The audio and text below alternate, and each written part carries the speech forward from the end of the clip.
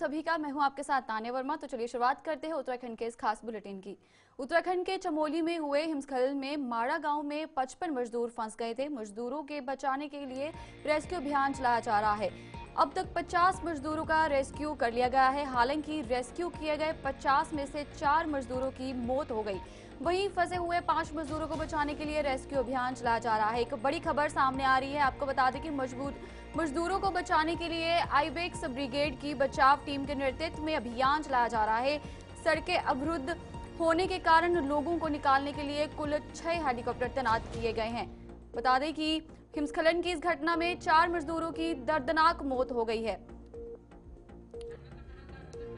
चमोली हिमस्खलन में फंसे 55 मजदूरों में से 50 को बचा लिया गया है। और बता दें कि इस घटना में 4 मजदूरों की दर्दनाक मौत हो गई है। फंसे 5 मजदूरों को बचाने के लिए रेस्क्यू ऑपरेशन जारी है। हिमस्खलन की इस घटना में 4 मजदूरों की दर्दनाक मौत हो गई है।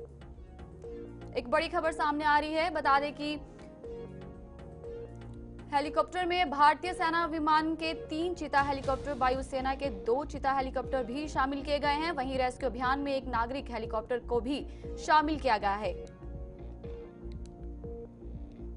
तो बता दें कि चमोली हिमस्खलन में 55 मजदूरों में 50 मजदूर सुरक्षित निकाल लिए गए हैं, जिसमें कि 4 मजदूरों की दर्दनाक मौत हो गई है। और बता दें कि 5 मजदूरों के बचाने के लिए रेस्क्यू ऑपरेशन जारी है। हिमस्खलन की इस घटना में 4 मजदूरों की दर्दनाक मौत हुई है।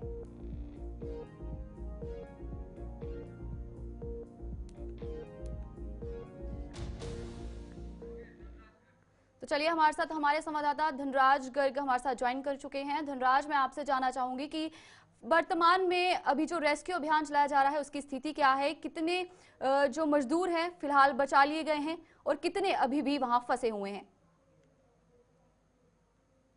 तो घटना कल चमोली में घटी थी और जिसके बाद से लगातार वहां पर कहने के रेस्क्यू अभियान चलाया जा रहा था। और यदि मैं रेस्क्यू अभियान की बात करूं तो अभी तक जो जी। है जो 55 मजदूर वहां पर फंसे थे उनमें से 50 को रेस्क्यू कर लिया गया। हालांकि 4 की दर्दनाक मौत भी हो गई है, जो कि बड़ा दुखद है।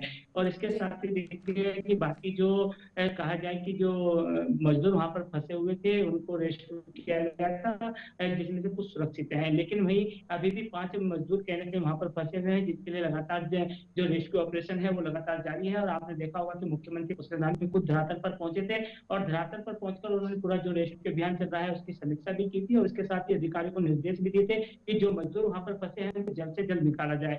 लेकिन मौसम कहीं ना कहीं वहां पर बाधा बनता हुआ नजर आ रहा था रेस्क्यू अभियान में। और अब जिस तरीके से मौसम साफ हुआ है तो कहीं ना कहीं माना जा रहा है कि जो 5 मजदूर अन्य वहां पर अभी फंसे हुए हैं उनको भी जल्द बाहर निकाल दिया जाएगा। हालांकि ये कहना मुश्किल होगा कि वो सुरक्षित है या नहीं, जी। लेकिन उसके बावजूद भी देखिए कि सभी लोग प्रार्थना कर रहे हैं कि जो मजदूर वहां पर फंसे हैं वो सुरक्षित हों और उनको सुरक्षित निकाला जाए।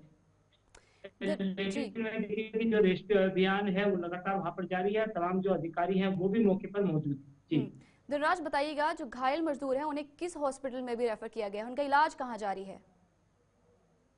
जी तानिया, बिल्कुल देखिए जो 6 लोग उसमें घायल हैं जिनको हम्म। एयर एम्बुलेंस के माध्यम से अलग अलग अस्पतालों में भर्ती कराया जी। गया है और अभी उनका इलाज चल रहा है। जी। जबकि बाकी जो मजदूर हैं वो सुरक्षित हैं। लेकिन वही जो 5 मजदूर फंसे हुए हैं उनके लिए लगातार रेस्क्यू अभियान चल रहा है। और मुख्यमंत्री पुष्कर धामी ने तमाम हम्म। अस्पतालों को भी अलर्ट मोड पर रहने के निर्देश दिए थे।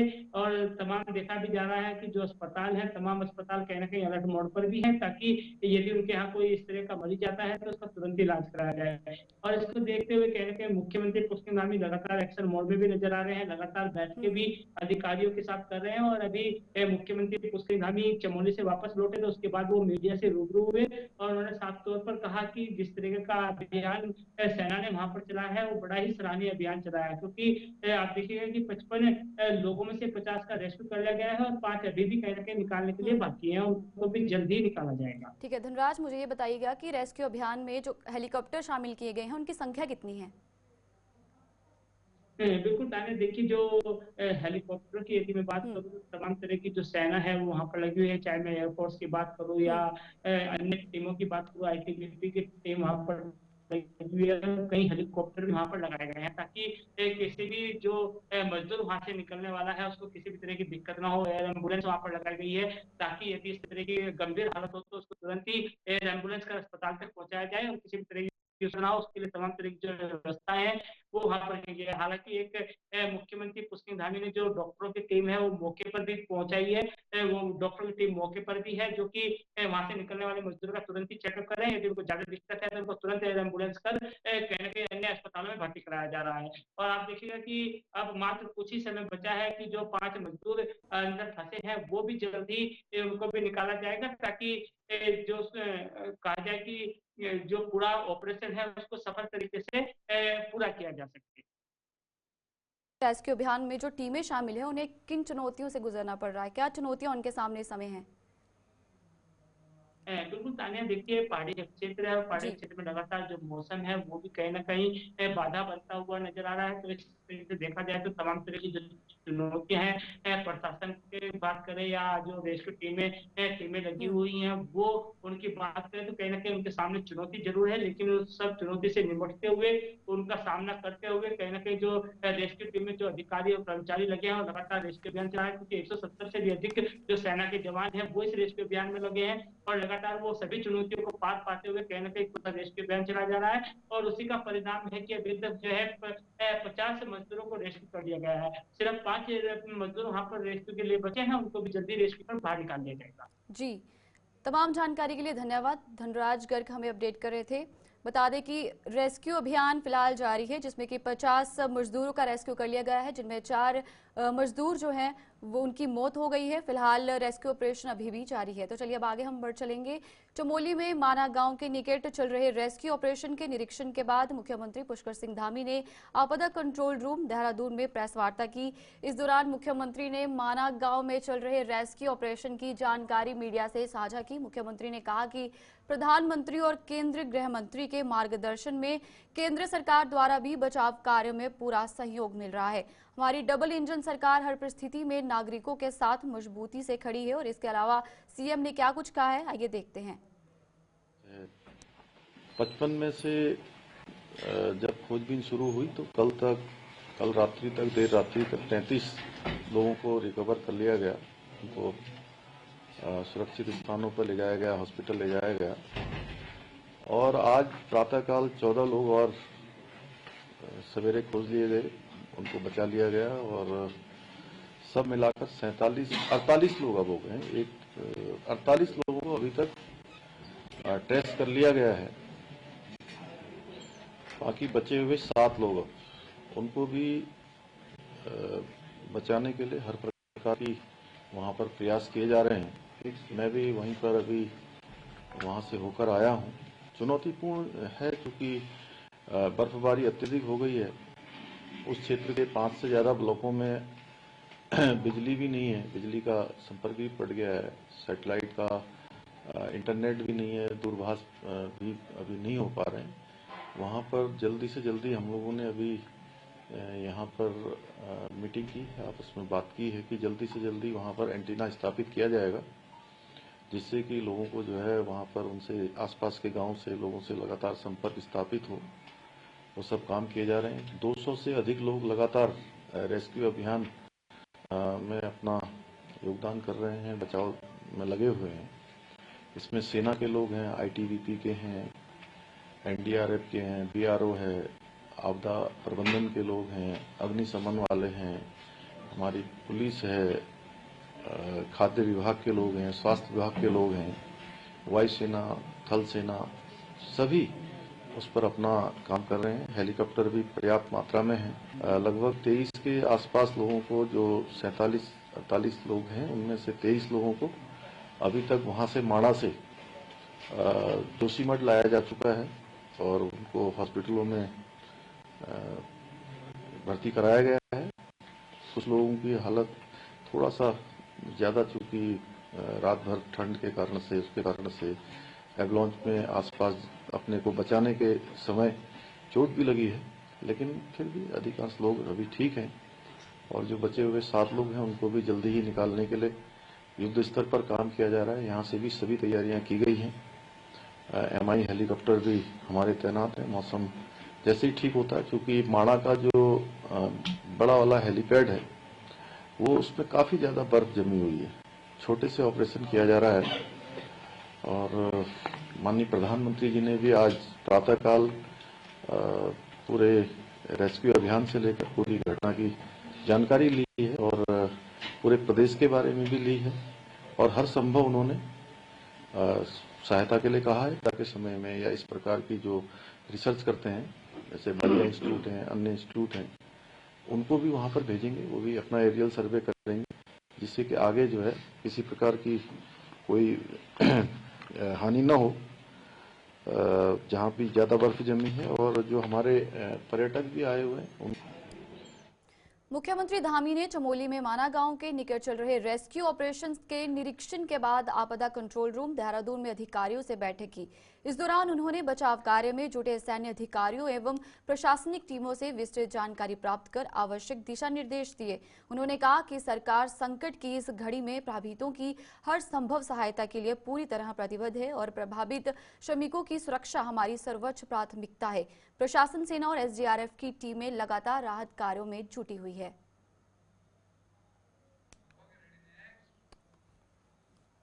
इससे पहले सुबह सीएम धामी ने चमोली में माना के निकट हुए हिमस्खलन क्षेत्र का हवाई सर्वेक्षण कर स्थिति का जायजा लिया। इसके उपरांत अधिकारियों को आवश्यक निर्देश भी दिए जिससे राहत एवं बचाव कार्य शीघ्र और प्रभावी रूप से संचालित हो सके। चमोली जिले में अचानक हुए हिमस्खलन के कारण 55 श्रमिक दब गए थे जिनके बचाव के लिए तुरंत राहत कार्य शुरू किए गए थे। इस संकट की घड़ी में मुख्यमंत्री धामी ने 4 घंटे के भीतर आपदा परिचालन केंद्र का दूसरा दौरा किया और स्थिति का जायजा लिया।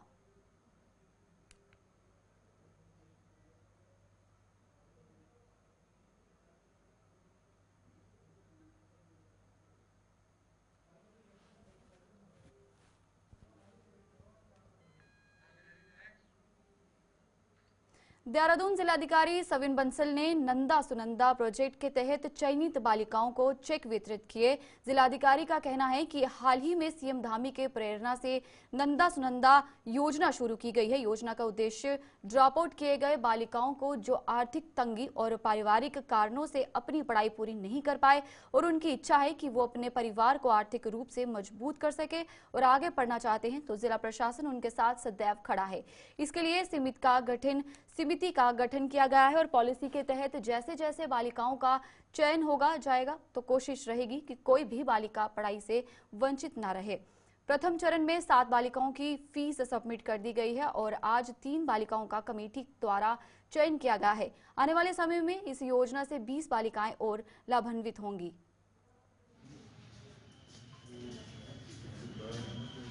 नंदा सुनंदा प्रोजेक्ट के आज ये जो द्वितीय दिवस हमारा ये कार्यक्रम आयोजित हो रहा है सर के निर्देशन में। अभी हाल ही में हमने मुख्यमंत्री जी की प्रेरणा से प्रोजेक्ट नंदा सुनंदा भी शुरू किया है, जिसका उद्देश्य है कि हमारी जनपद में जितनी भी ड्रॉप आउट बालिकाएं हैं, चाहे स्कूल से, स्नातक से या पीजी कोर्सेज से, जो आर्थिक तंगी के कारण या किसी पारिवारिक ट्रेजेडी के चलते अपनी पढ़ाई पूरी नहीं कर पाई और उनकी इच्छा है, एम्बिशन है पढ़ाई करना, एम्पावर होना और इकोनॉमिकली खुद को सस्टेन करना और अपनी फैमिली को सपोर्ट करना। तो उसमें एडमिनिस्ट्रेशन सदैव उनके साथ है।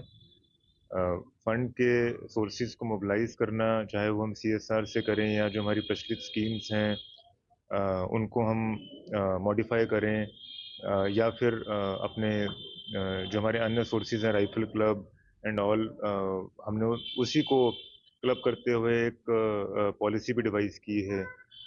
इसकी SOP हमने जारी की है जिला स्तर पे और विधिवत समिति का गठन भी किया गया है कि जिससे जो जेन्युइन बालिकाएं हैं उनका प्राथमिकता पे चयन हो और बहुउद्देशीय शिविर हैं, जनता दिवस हैं या हमारे अन्य सोर्सेज हैं कि जैसे हमारे आंगनवाड़ीज हैं या हमारे सुपरवाइजर्स हैं, CDPOs, BDOs, SDMs, उनके यहाँ पे भी इस तरह के सारे एप्लीकेंट्स जाते हैं विभिन्न समस्याओं को लेकर।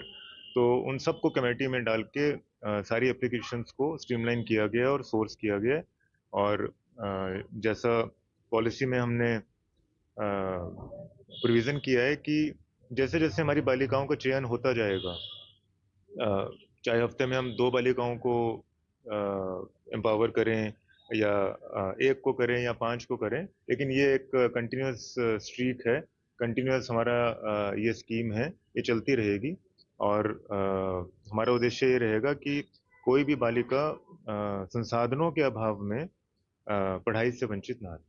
सर अभी तक देखा जाए कितनी आपने जो है दिए हैं और कितने अभी देने बाकी हैं?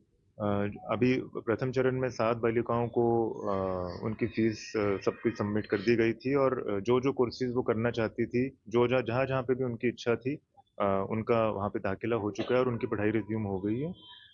आज के इवेंट में 3 बालिकाओं का हमारी कमेटी द्वारा चयन किया गया है और आगे जो कंसिडरेशन में है वो हमारी 20 बालिकाएं और हैं, उनकी फॉर्मेलिटीज इन प्रोसेस हैं।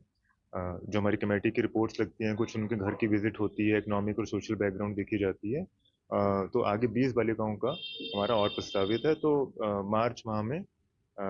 मार्च माह तक हमारी फिर 30 बालिकाएं इससे लाभान्वित हो रही हैं। लगभग कितनी अमाउंट की अब तक जो है डिस्ट्रीब्यूशन हो चुका है? वो वेरी करता है कि किस बालिका का कैसा कोर्स है और किस संस्थान में वो प्रवेश ले रही है। जैसे पीजी कोर्स है तो उसका थोड़ा ज़्यादा अमाउंट रहता है, 50,000 to 1 लाख पर सेमेस्टर और एन ईयर। जिसका स्कूल है उसका 20-25 हज़ार रहता है, या किसी का ग्रेजुएट कोर्स है तो ग्रेजुएट कोर्स का भी वेरी करता है फ्रॉम 50,000 to 1 लाख 1.5 लैक्स। तो अमाउंट्स तो वेरी करती हैं। अमाउंट्स और फंड्स का प्रॉब्लम नहीं है, बस हमारा उद्देश्य है कि जो बच्चों में स्पार्क है पढ़ने की और आगे बढ़ने की, वो अलाइव रहे। वो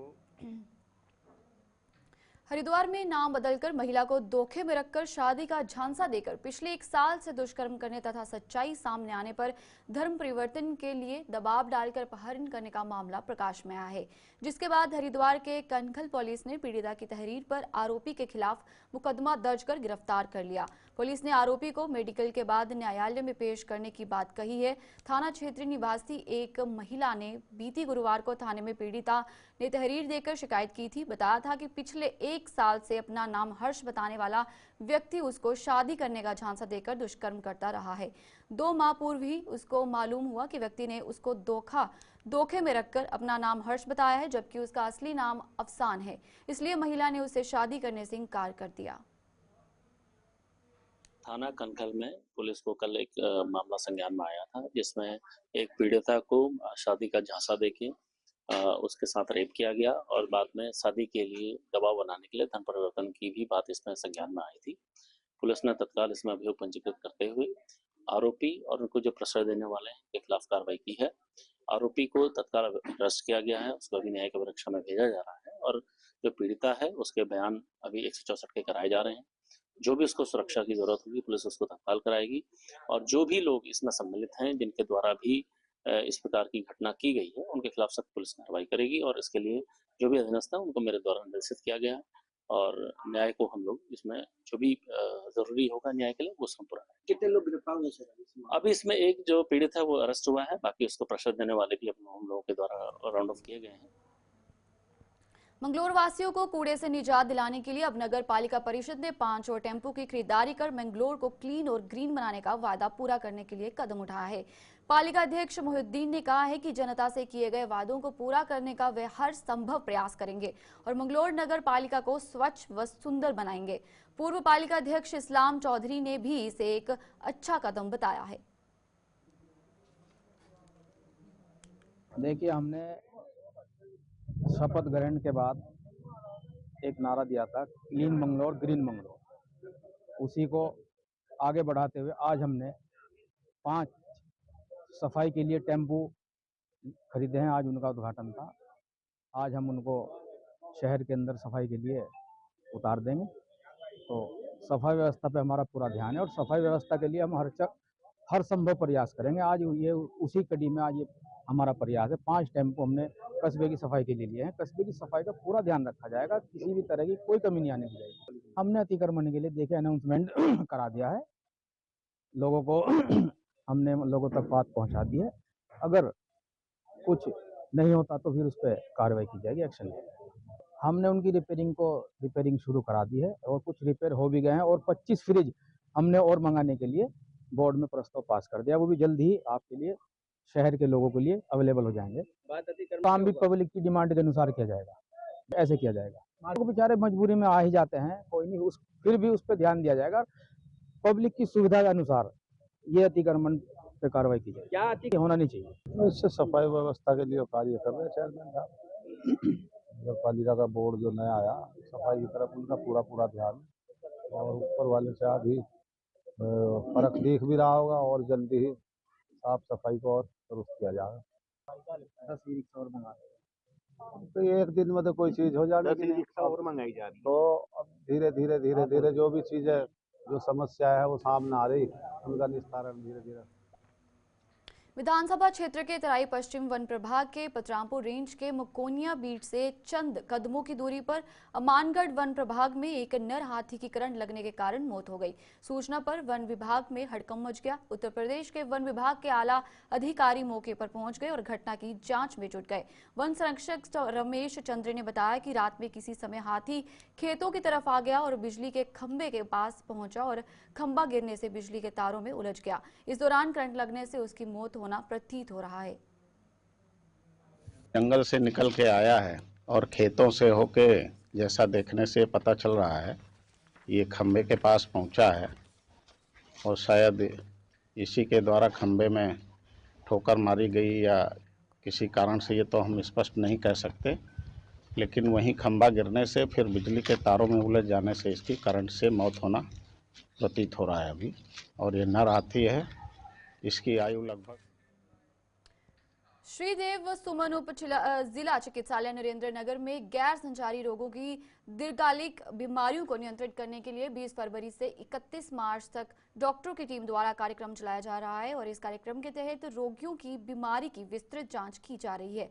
अस्पताल की सीएमएस डॉक्टर सुनीता ने बताया कि यह कार्यक्रम समुचित देश में चलाया जा रहा है। इस कार्यक्रम के तहत 30 वर्ष से अधिक उम्र के लोगों में गैर संचारी रोगों को नियंत्रित करने के लिए उनकी स्क्रीनिंग की जानी है। उन्होंने कहा कि मनुष्य के अंदर गैर संचारी बीमारी जैसे sugar, blood pressure, cancer, breast cancer और बच्चेदानी का कैंसर आदि बीमारियों को नियंत्रित करने के लिए यह कार्यक्रम पूरे देश में चलाया जा रहा है।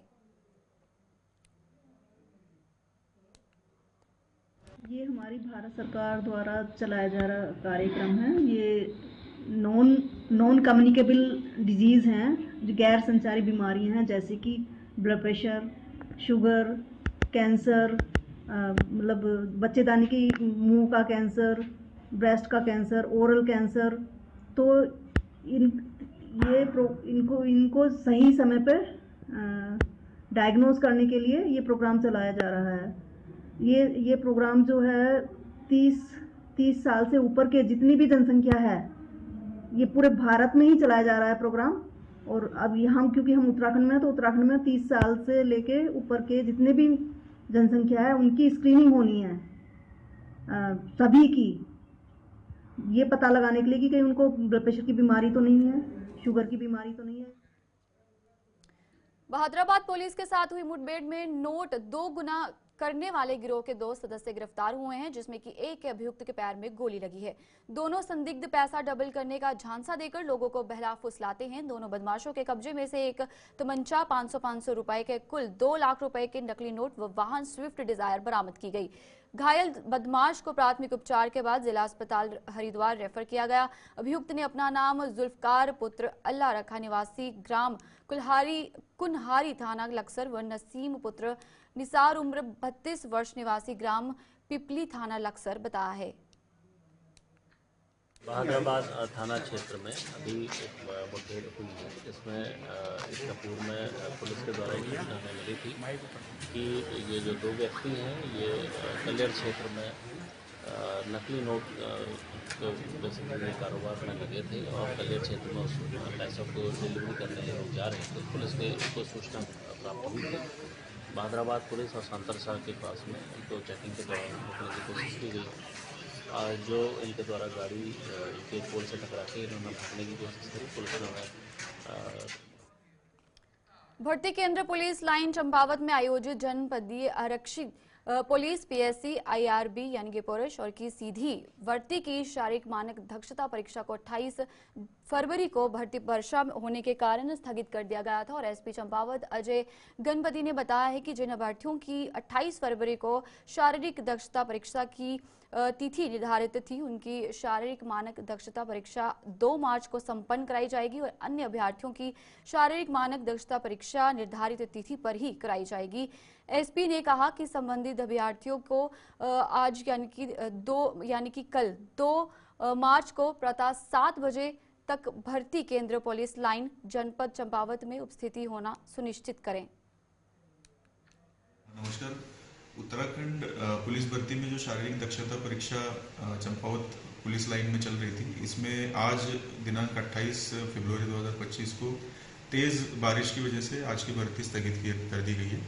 जो कैंडिडेट्स आज के भर्ती में जिनको तिथि मिली हुई थी, उनके लिए तिथि 2 मार्च 2025 निर्धारित की गई है। वो 2 मार्च 2025 को आके अपनी शारीरिक दक्षता परीक्षा में प्रतिभाग कर सकते हैं। इसके अलावा जो कैंडिडेट्स किसी अपरिहार्य कारणों से अपने भर्ती में उपस्थित नहीं रह पाए, जैसे कि बीमारी, कैजुअलिटी या शारीरिक दक्षता परीक्षा के तिथि में ही अन्य कोई परीक्षा होने की वजह से, तो ऐसे सभी कैंडिडेट्स को भी। चलिए, उत्तराखंड के इस खास बुलेटिन में फिलहाल इतना ही। मुझे दीजिए इजाजत। नमस्कार।